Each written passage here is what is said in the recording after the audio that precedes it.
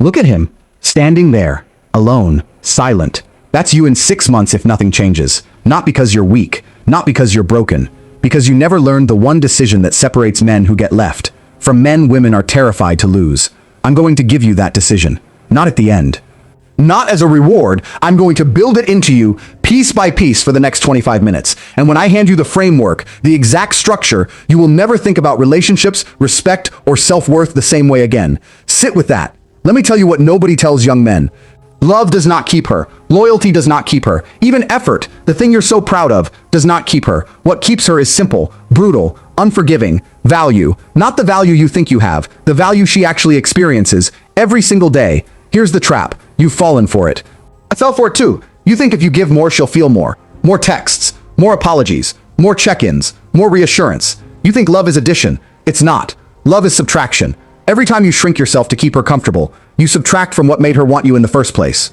I watched a friend do this. Smart guy, driven guy, the kind of man other men respected on sight. Then he fell in love, and piece by piece, the gym stopped. The ambition softened, the friendships faded. He didn't become more loyal, he became less interesting. And she felt it before he ever admitted it. That's the problem I'm exposing today. Not cheating, not betrayal, not some dramatic collapse. The slow, quiet death of everything that made you magnetic, traded away for temporary peace. I'm going to walk you through exactly how this happens. I'm going to show you the real cost. And then, I'm going to hand you the framework that reverses it completely. It's called the Unshakable Man Framework. 3 steps. Brutally simple. Almost nobody uses it correctly. But before I give it to you, you need to see the wreckage it prevents. Because you can't build a fortress until you understand what's been burning it down. Let me be clear about something before we go further, because this message gets misread constantly online. This isn't about becoming heartless. This isn't about treating a relationship like a game to win. This is about refusing to disappear inside another person. Because a man who disappears has nothing left to offer anyone, including himself. The strongest relationships aren't built between 2 people who lost themselves for each other. They're built between 2 whole people who chose each other anyway. That's the standard we're building toward. Not conquest, not control, wholeness. Think about the men you've actually admired in your life. A father, a coach, a mentor, an older brother. Chances are the ones who earned real respect weren't the loudest in the room. They were the ones who didn't need the room's approval to know who they were. That's the target. Not arrogance, not control. Quiet, unshakable certainty, the kind that doesn't ask for permission and doesn't perform for an audience. Hold on to that image as we go. It's the thread running through everything I'm about to show you. And what I'm about to show you next, it might be happening to you right now and you don't even know it. Picture the man who cancels his gym session because she's upset. Not once, every time. He tells himself it's love. It's not love. It's abandonment of himself. Picture the man who stops chasing his goals because pursuing them takes time away from her. He calls it sacrifice. She calls it eventually boring. Nobody stays terrified of losing a man who has nothing left to lose. Here's a truth that will sting. Comfort kills desire. The moment she knows, with total certainty, that you will never leave, never challenge her, never hold a standard, she stops working for you. Why would she? You've already told her with your actions that she doesn't have to. Predictability kills tension. The man who is available every second, agreeable every time, silent about his own needs, becomes furniture. Furniture is comfortable. Nobody is afraid of losing furniture. Explanation kills authority. Watch how often the average man over-explains himself. I didn't mean, I'm sorry, I just thought. Every unnecessary explanation is a small surrender. A signal that says, well, your opinion of me matters more than my own certainty. She feels that shift in her bones before her mind even catches up. Over-availability kills mystery. The man who replies in 10 seconds every time, day and night, teaches her something dangerous. He teaches her that his entire world revolves around a notification. There's nothing to wonder about, nothing to miss. Nothing left undiscovered. A man with a life doesn't reply in 10 seconds. He replies when he's finished living. Let me paint you a scene. Composite. You'll recognize pieces of it. He's sitting on the edge of the bed at midnight, phone in hand, rereading a text 3 times, trying to figure out what tone she meant by it. He types a response, deletes it, types it again. He's not communicating anymore. He's auditioning for a role he already has. That's the moment the relationship starts to tip, quietly, invisibly, from partnership into performance. And here's the part that gutted me when I first understood it. I didn't even see it happening to me. I thought I was being a good partner. I thought patience meant weakness was noble. I thought explaining myself constantly was communication. It wasn't communication. It was erosion, dressed up as effort. Let me tell you what this costs. It costs respect first. Respect leaves quietly. No slam doors, no arguments, Just a woman who used to ask, "What do you think?" Who stops asking. She stops asking because somewhere along the way, your opinion started sounding like everyone else's. Soft, negotiable, optional. Then it costs attraction. Attraction is built on tension, direction, unpredictability, standards. Remove those, and what's left isn't love, it's obligation. An obligation has an expiration date. Then it costs identity. You wake up one day and realize you can't remember the last time you did something purely for yourself. Every decision got run through a filter. Will this upset her? Will this cause a fight? Is this worth the friction? You traded your edges for peace, and peace without identity isn't peace. It's surrender wearing a calm face. Then, eventually, it costs the relationship entirely. Not with a scream, with a quiet, almost polite exit. I think we've grown apart. You didn't grow apart. You disappeared, one small surrender at a time. I need you to really absorb this, because most men treat this video like entertainment. Don't. This is diagnostic. This is a mirror. If any part of the last 5 minutes described you, good. Awareness is the only entry fee to change. Here's a story that isn't unique to me. You've lived a version of it, or you're living it right now. I had a season where I measured my worth by her mood. Good day. Bad mood, I spiraled, trying to fix something that was never mine to fix.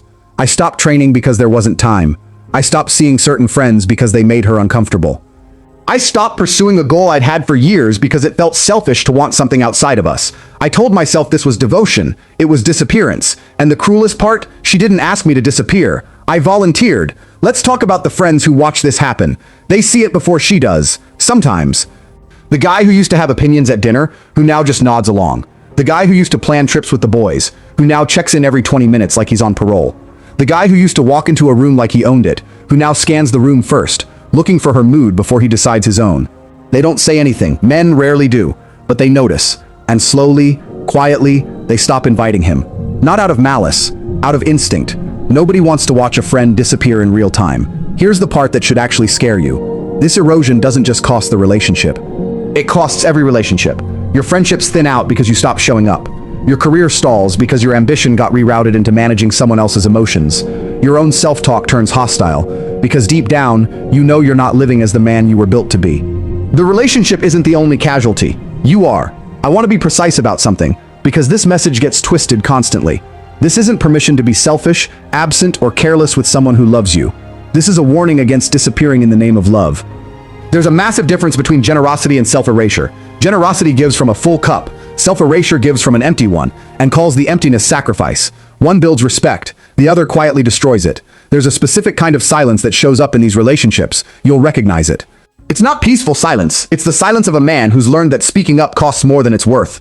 He stops sharing opinions on where to eat, what to watch, how to spend a Saturday, not because he doesn't have preferences, but because agreeing is easier than negotiating. Over time, she stops asking what he wants, not out of cruelty, because he trained her not to expect an answer. And here's the cruel irony. Women don't fall for men without opinions. They tolerate them. There's a massive difference between being easy to be around and being someone worth being around. I want to name something else, because it matters. None of what I'm describing makes her the villain. She's not doing anything wrong by responding to what's in front of her. Attraction isn't a moral failing. It's a signal. It tells you, honestly, what's working and what isn't.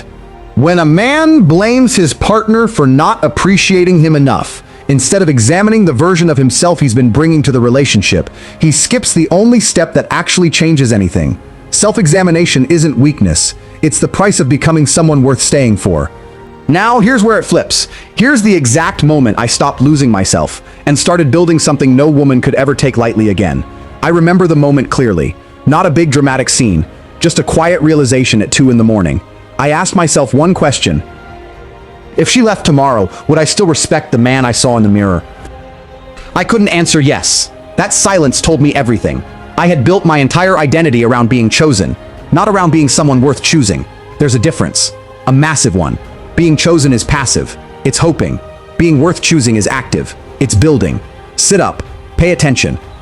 This is the part you'll rewind. Value isn't lost in one dramatic moment. It leaks out daily, through small surrenders you don't even notice you're making. Skipping the workout just this once, saying yes when your gut screamed no, apologizing for having a plan that didn't include her. Each one seems small. Stacked together over months, they build a man unrecognizable to himself. Here's the uncomfortable math nobody wants to do. If you surrender one piece of yourself a week, a boundary, a goal, an opinion, that's 52 surrenders a year. 52 small deaths of the man she originally fell for. By year 3, there's nothing left of him to recognize. She's not falling out of love with a man, she's mourning one who's technically still standing in front of her. This is the exact moment everything changed for me, and it started with a decision I almost didn't make. I decided to stop asking for permission to be a man. Not aggressive, not cruel, not performative, just unapologetically directed. Here's the mindset shift, stated plainly. Stop performing for approval. Start building for yourself. The moment you build for yourself, she isn't managing you anymore. She's watching you. There's a difference between a woman who feels responsible for a man's happiness and a woman who's afraid she'll lose access to a man who's already whole. One of those women stays out of guilt. The other stays out of hunger. You decide which one you create, by the man you build when nobody's watching. This isn't about manipulation. This isn't about games. This is about becoming someone real enough that games become unnecessary. Real security doesn't perform. It doesn't need to. And real security is exactly what I'm about to teach you to build. Piece by piece, starting now. Understand something before we go further. This shift isn't about her at all. It never was. It's about the man you have to become so that whether she stays or leaves, you're still standing on solid ground. That's the real turning point. Not how do I keep her, but who do I have to become so that keeping her is a side effect, not the goal. The night I asked myself that mirror question, I didn't fix everything immediately. Nothing changes in one night. Anyone who tells you otherwise is selling something. But I made one decision that mattered more than any other. I stopped outsourcing my sense of self. I stopped checking her mood as the barometer for my day. I stopped waiting for her approval before I made a decision about my own life. It felt uncomfortable at first, almost selfish. That discomfort was the old identity dying. Pay attention to that feeling. It shows up right before real growth, every single time. Here's something men rarely say out loud. Becoming unshakable doesn't feel powerful in the beginning. It feels lonely. You'll set a boundary and feel guilty. You'll chase a goal and feel selfish. You'll say no and brace for the fallout. That discomfort isn't a sign you're doing it wrong. It's the exact sign you're doing it right, because you're finally acting like a man with a spine, and your nervous system hasn't caught up yet. Push through that season. It doesn't last forever, but skipping it means staying exactly where you are. Let's talk about discipline, because motivation is a liar. Motivation shows up when it's convenient. Then it leaves, right when you need it most. Discipline doesn't ask how you feel. Discipline shows up at 5 in the morning whether you slept well or not. Discipline is the version of you that keeps a promise to yourself when nobody's watching and nobody would know if you broke it. Discipline over motivation, standards over compromise, identity before relationship. Say that back to yourself, write it down if you need to. Let's talk about pain, because you're gonna feel some of this. Pain is training. Every rejection, every late night alone, every moment you almost quit, that's tuition. You're not being punished, you're being built. Betrayal is a filter. The people who leave when you set a boundary were never staying for you. They were staying for your silence. Let them go. Their exit is information, not tragedy. Pressure is tuition. The hardest seasons of your life are the ones writing your character. Nobody becomes unshakable in comfort. Let's get specific, because vague motivation doesn't build anything. Financial control. Do you know exactly what you earn, save, and spend, or are you guessing? A man who doesn't control his money doesn't control his time. And a man who doesn't control his time has nothing real to offer anyone. Physical training. Are you building a body that reflects discipline, or are you hoping charisma covers for it? Your body is the most public evidence of your self-respect. People read it before you say a word. Emotional regulation. Can you sit in discomfort without needing to fix it immediately, explain it away, or numb it? The man who can't sit with his own discomfort will always outsource his stability to someone else. That's not partnership. That's dependency wearing a suit. Now here's a trap. Listen closely, because most men fall right into it. They hear become unshakable and think it means cold, distant, emotionally closed off. Wrong. An unshakable man isn't a man without emotion. He's a man whose emotions don't run the show. He can be moved, he can care deeply, he can love hard, but his identity doesn't collapse when she's upset with him. His standards don't dissolve because she cried. His direction doesn't pause because she's uncertain. He holds his center, and from that center he can actually show up for her, fully, without losing himself in the process. Emotional honesty isn't weakness. Emotional dependency is. There's a second trap hiding right behind the first one. Some of you are going to hear all of this and swing too far the other way. You're going to think strength means silence, coldness, withholding affection to prove a point. That's not strength. That's insecurity in a costume. A truly unshakable man doesn't need to perform detachment. He can say, "I love you" first. He can be affectionate, warm, present, because his warmth isn't coming from need. It's coming from abundance. There's a difference between a man who gives love because he's overflowing and a man who gives love because he's terrified of what happens if he stops. Now, I promised you a framework. Here it is, the Unshakable Man Framework. 3 steps, simple to understand, brutal to execute. Step 1, anchor. Build a self-identity that doesn't move with her mood. This means you know who you are before you walk into the relationship, not after you find out who she needs you to be. Practically, this looks like a morning routine you complete regardless of how the night before went, a standard for how you speak to yourself, a refusal to let one bad conversation define your whole day. You are the anchor, not her approval. An anchored man can sit across from a woman who's furious with him, hold her gaze, stay calm, and still know exactly who he is when the conversation ends. That's not coldness, that's stability doing its job. Step 2. Direction. Chase a mission bigger than the relationship. A man with no direction becomes a passenger in his own life, and passengers are easy to replace. Practically, this means a skill you're building, a body you're sculpting, a business or craft you're mastering, a goal with a deadline attached to it. She should never be your only source of meaning. That's not romantic. That's dangerous. For both of you, a relationship built on two directionless people isn't a partnership. It's two people drifting and calling it love. Direction gives the relationship gravity, something worth orbiting. Step 3. Standard. Protect your time, your word, and your boundaries without apology. This means when you say you'll be somewhere, you're there. When you set a boundary, you hold it. Calmly, once, without re-explaining it into oblivion. Your word becomes law inside your own life. That's not arrogance. That's integrity with a spine. A man with standards doesn't threaten consequences. He simply is the consequence. Consistent, calm, and impossible to manipulate around. Let me show you what each pillar looks like in a real moment. Not theory, an actual Tuesday. Anchor. In practice, she's short with you over text. Old you spirals, rereads every message, questions what he did wrong, waits by the phone.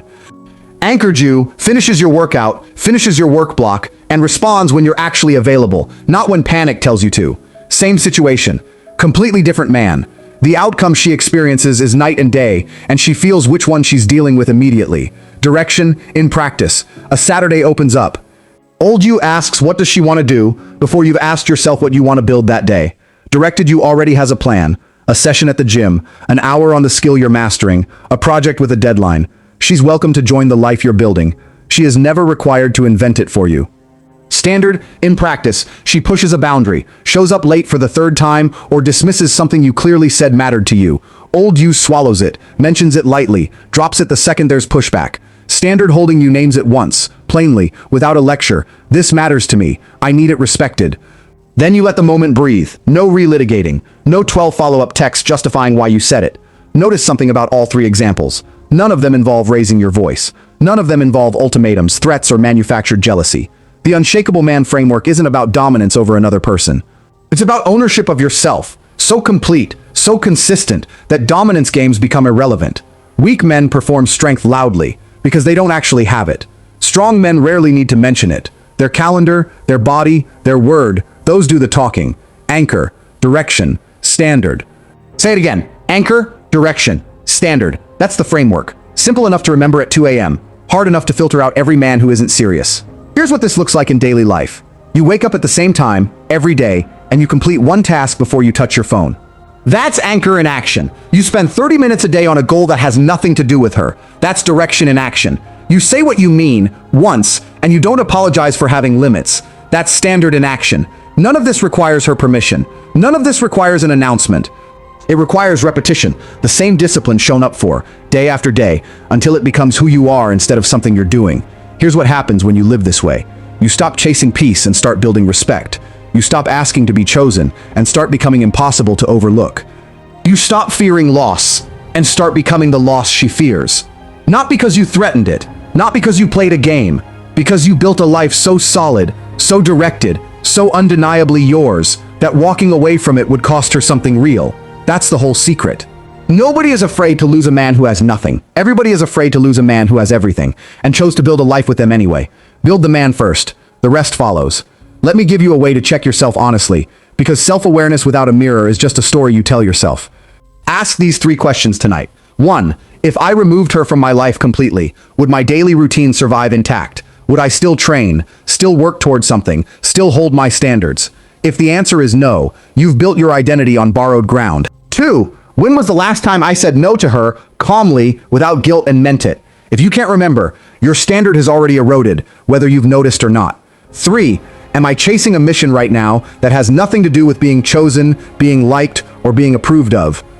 If the honest answer is no, that's your starting point. Not shame, a starting point. Understand this isn't about becoming untouchable or unavailable. It's about becoming a man whose foundation doesn't depend on another person's mood, opinion, or presence. A house built on someone else's approval collapses the moment they walk away. A house built on your own discipline stands regardless of who's standing in it. That's the entire difference between the man who gets left and the man women are terrified to lose. One built his house on her. The other built his house and simply invited her in. Some of you watching this are single right now, wondering how this applies. It applies more than you think. Every habit you build alone, right now, before anyone else enters the picture, becomes the foundation the next relationship stands on. You don't build the Unshakable Man Framework in a relationship. You bring it into one, already built. That's the difference between attracting someone out of scarcity and attracting someone because you were already whole and she simply recognized it. Let me ask you something. If she left tomorrow, would you still respect the man in the mirror? If your honest answer is no, that's not a failure. That's information. That's the starting line. You don't need her to love you more. You need to become a man secure enough that her love is a gift, not a lifeline. You don't need to beg for security. You need to build it, brick by brick, day by day, until it's simply who you are. I'll leave you with one more truth before the challenge, because I think it matters more than anything else in this video. None of this, the discipline, the direction, the standards, is really about her. It never was. It's about becoming a man who can look himself in the eye at the end of any day, win or lose, relationship intact or not, and feel respect looking back. That respect is the actual prize. Everything else, her attention, her loyalty, her fear of losing you, that's just what happens to a life built with intention. You don't chase it, you build past the need for it, and it arrives anyway. Anchor your identity, direct your mission, hold your standard. That's the man women are afraid to lose. Not because he's cruel, not because he plays games, because he's real, whole, and going somewhere, with or without permission. Here's your challenge. 72 hours, starting right now. 1.